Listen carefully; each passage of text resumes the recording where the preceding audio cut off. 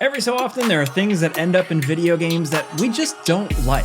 Here are 10 lame things that have been forced into video games. Starting off with number 10, let's acknowledge the most recent debacle. It's the whole PSN thing for Helldivers 2. If you weren't following the news on this one, essentially, Helldivers 2 has been a big smash hit multiplayer game people have been loving on PlayStation and also the PC version, which you can access on Steam, and people have been playing along with that, having a great time until suddenly Sony announced that moving forward, in order to access the game, you're going to have to log into PSN on your PC in order to access and continue playing Helldivers 2. And if you didn't have a PSN account, you were going to have to sign up and create one for this. There was going to be a little bit of a grace period if you were currently playing, but either way, this really came out of left field for most people and they were taken by surprise. Even with Sony saying that this was originally the plan all along, they just couldn't get it at launch, it doesn't make a difference. The fact that players bought into this game not expecting to have some extra account sign up thing, that's where the problem lies. It's a transparency thing, and that's what people really took issue with. The discourse for this one over the course of a long weekend really heated up, things blew up, and ultimately Sony very quickly reversed course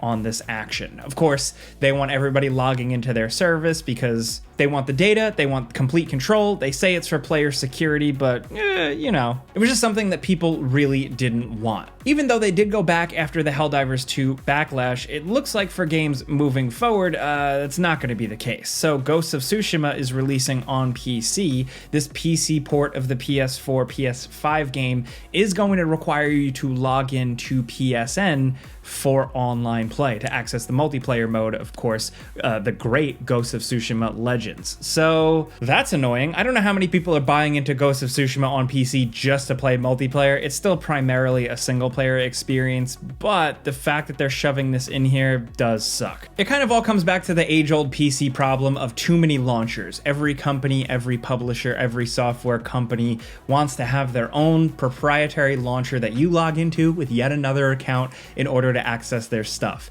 And it just gets so old after a while. Oh my god, can we stop this already? Now, next over at number 9, we got something way weirder. It's the Xbox One. The launch of the Xbox One, when it was revealed in 2013, their whole thing was centered around Kinect, the motion sensor device that was previously kind of like a add-on thing for late 360, became the full-on strategy of the Xbox One launch, and it was a core part of the entire console use experience. Kinect would be a required part of the console. It would come with the console, and you couldn't use the console unless you had this thing hooked up. There were so many concerns for that. Number one, I think a lot of people just didn't want like a peripheral add-on that still ultimately felt like a gimmick with motion sensor tracked games that never really proved their worth. But also, some people were just really not comfortable with having this weird motion sensor camera pointed at them all the time just for them to play Xbox games. It never really made any sense. And with the backlash, with the privacy concerns, Microsoft ultimately did go back on that decision, but it did not stop them from including a Kinect with every single Xbox One. At launch, when you bought an Xbox One, it came with a Kinect. And it was just a weird time for Xbox and Microsoft. I feel like they were having such a rough identity crisis with this thing. It was supposed to be more of an entertainment TV box as much as a gaming box. People didn't really like that. Then it was all in on this whole Kinect thing. People didn't really like that. They just wanted a plastic box that played games, damn it. And ultimately it ended up being that. But it feels like it took a long time for Microsoft and Xbox to really pivot and reorient with that. I mean, they eventually totally pivoted away from it to the point where later like updates and revisions of the Xbox One console didn't have that dedicated Kinect port. And then eventually all production of Kinect units ended in October of 2017. So RIP Kinect. We dunk on Kinect, but I know some people out there, like I literally know people out in the real world that did use it sometimes, even though it's still kind of like a silly gimmick. Either way, the Kinect being like forced into the launch of a new console, a whole part of it, just felt so strange, just a weird idea. I'm all for innovation and trying new things, but there's also reading the room and understanding what players want, and this just felt like a huge miss. Next, over at number 8, here's the thing that really grinds some people's gears. It's paying money to upgrade a console generation. So say you own a game on PlayStation 4, you want to upgrade to the new PS5 version. In some certain instances, usually with first-party games, you need to pay up $10 in order to get the playable PS5 version of the game, whatever bells and whistles that may come with, or regardless if there even is any bells and whistles. Now, this is a case-by-case basis. There are plenty of games out there that got a free upgrade from, say, Xbox One X to Xbox Series X, or PlayStation 4 to PlayStation 5. But then there are some of those games that it costs money, and $10 is usually the going rate for this type of stuff with certain things, and it's really annoying for a lot of people who feel like they bought a game they shouldn't have to double dip, especially when you're paying to upgrade to a newer version where there's not a lot of features. Some games try and justify it with enough upgrades that it makes sense, where $10 is warranted. It's not so bad. I remember happily buying into the Ghost of Tsushima PS4, PS5 upgrade because it netted me some goodies that I was at least interested in, but that's not always the case. And sometimes the stuff even on offer may not interest you, or you don't think it's worth $10. Price and stuff like that, $10 is very subjective to everybody. It's only a banana, Michael. What does it cost? $10? I will never stop quoting that, I'm sorry, but yeah, chances are, like, if you were getting a first-party game, you were gonna have to pay up for the shinier new console generation version. How is this gonna work in the future? I don't know, but the transition from Xbox to Xbox Series X and PS4 to PS5, the early days, this was a thing. Next, over at number 7, overpriced proprietary storage expansion cards. We're looking specifically at Xbox. They make it a little difficult to replace internal hard drives, and they want you to buy these overpriced memory card things to increase storage. It's solid state memory, it's super fast, but it's essentially a weird new modern version of a memory card that will greatly, to be fair, expand your console storage, and that storage will still have the capabilities of the internal speeds, yes, but those things at launch were expensive and kind of hard to come by because they were only made by a few manufacturers. It was just an odd choice. Proprietary stuff always gets tricky. I always think of the proprietary media, like UMDs that Sony used for their handhelds. That was an odd choice too. Those had their own weird proprietary memory cards as well, if memory serves correct. Just less of that stuff. Being able to access and use whatever you want is much better. It's why some people gravitate towards PCs, but either way, I digress. Let's move on.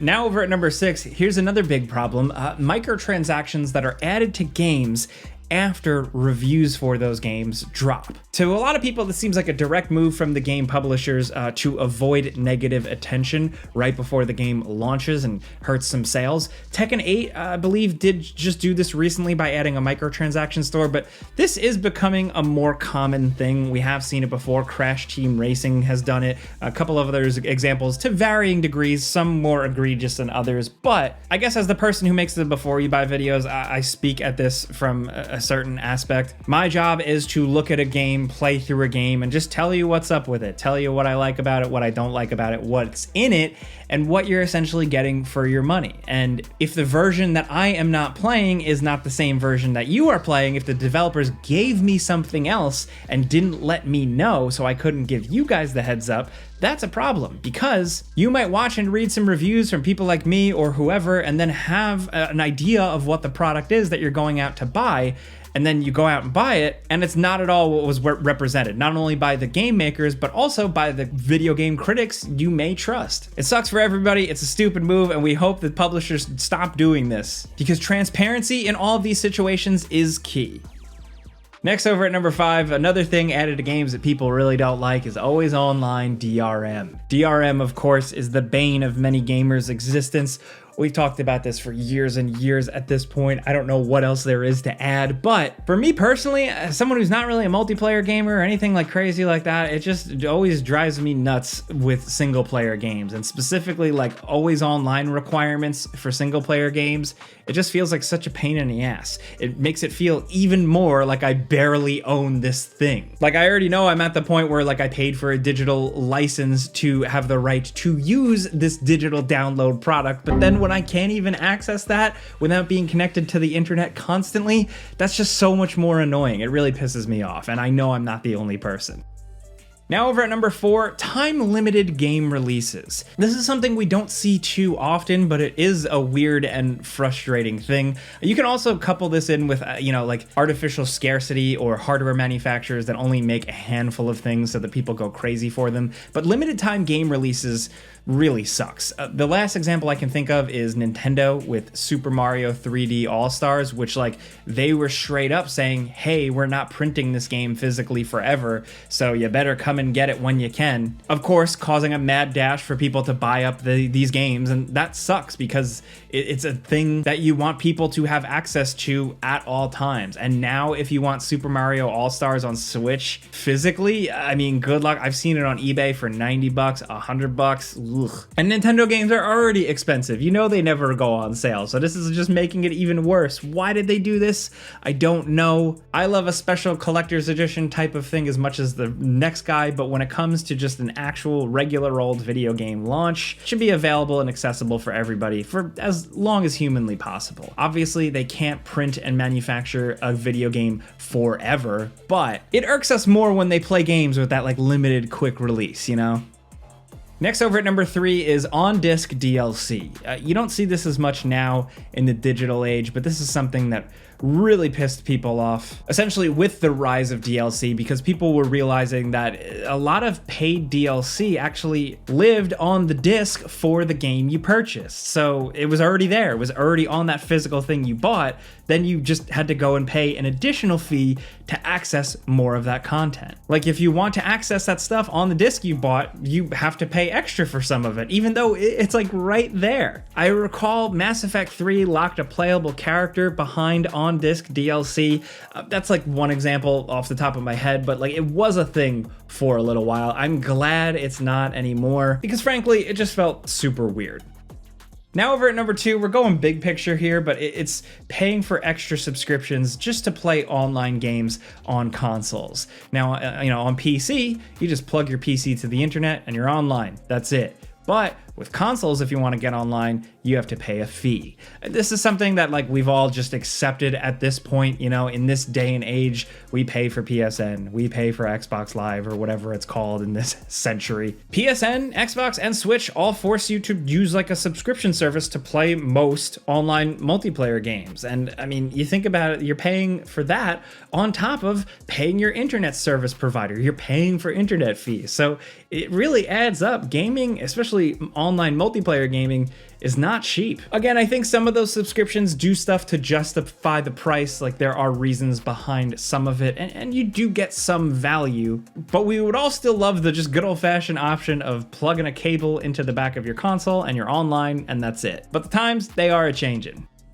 Now down at number 1, this is a weird one. Older, better versions of games end up being replaced with new, worse versions of those games. Warcraft 3 is probably the poster child for this. A lot of people point to that. Warcraft 3 Reforged removed classic Warcraft. So Warcraft 3 classic owners were forced to download Reforged instead, and a lot of people really didn't like how Reforged turned out. It was not as good of a representation of Warcraft 3 Classic that people were hoping for, and we got stuck with that. Essentially, in your digital library, they replaced people's copies of the original game with the overall worse remaster. And that's just something about that doesn't feel great. I mean, Overwatch 2 also replaced Overwatch 1. And that's even worse because there's no going back with this one. Another example that really bothered me personally was the GTA remastered trilogy thing, the re-release of Grand Theft Auto 3, San Andreas, and Vice City. At launch, that thing was completely borked. They made some weird decisions. They did not give that game, that re-release, that remaster, whatever you want to call it,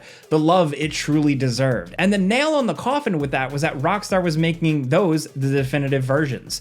There was a point where you weren't able to access classic GTA 3, San Andreas, Vice City, which were also available digital previously. So it just felt like you were stuck with the crappier, worse version, and that sucked. Thankfully, they did eventually go back on that, and both versions are available out out there in the wild as they should. I think this is all just kind of like a thing that we should pay attention to in terms of like this new trend of the erasure of old video games, specifically by the big publishers. It feels like in them always moving forward, always seeking profit, they will happily burn down old things that, number one, you paid for and maybe rightfully own or just really love, and also that a bunch of people worked really hard to make. Some publishers are just so quick to cast that stuff aside in favor of the new thing, where sometimes it just doesn't feel quite right. So these are 10 unfair, lame things forced into games that we wanted to talk about today.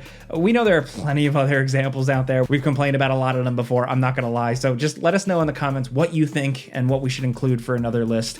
Either way though, if you like talking video games with us, we do talk about them every day. So all you gotta do is come by, click the like button. It does help us out. Thank you. But as always, thank you for watching, and we'll see you guys next time.